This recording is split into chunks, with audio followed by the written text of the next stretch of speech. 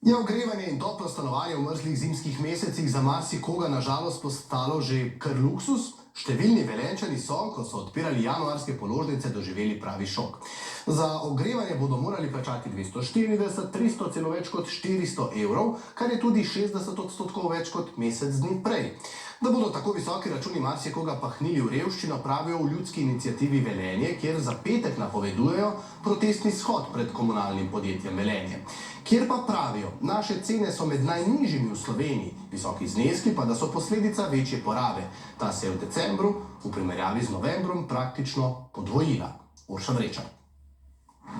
Dvosobno stanovanje sredi Velenja, januarska položnica komunalnega podjetja pa neverjetnih 438 evrov, slabih 297 zgolj za ogrevanje, pa 20 kvadratnih metrov velika garsonjera, račun pa 143 evrov. Toplo stanovanje bo Velenjčane očitno močno udarilo po žepu. Prejšnji mesec sem 155, zdaj pa 238. Dolgo sem položnico 60% večjo, lansko leto je pa tako bilo povedano, da bojo podržitve, a ne? Ampak tako bojo, tako drastične podržitve in tako naprej, ti se noben ni mislil, a ne? Ko sem poklical svikal, mislim, nima smisla, to je, ne.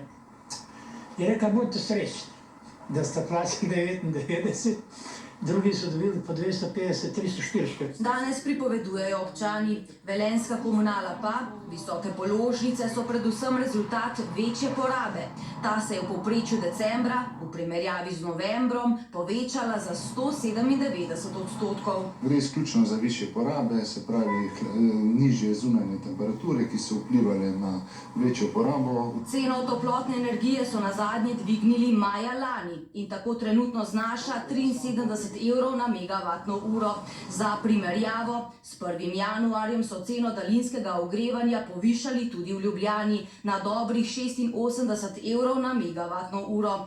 Ogrevanje za povprečno stanovanje bo, kažejo izračuni Energetike Ljubljana, tako znašalo 140 evrov na mesec. Poudarjajo pa, na porabo toplote močno vpliva energetska učinkovitost stavbe in tudi naše navade. Pa je treba seveda ločiti tiste objekte, ki so energetsko sanirani, od tistih, ki so nesanirani. Tudi te primerjave redno spremljamo in ugotavljamo, da je za mesec december lahko razlika tudi do 50%. Poglejte, kako fasado imamo.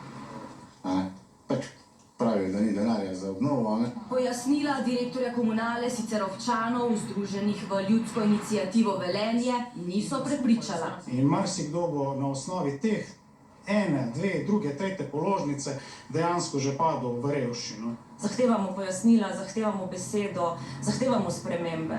In tako napovedujejo, v petek bomo protestirali pred velenjsko komunalo. Po Pahorju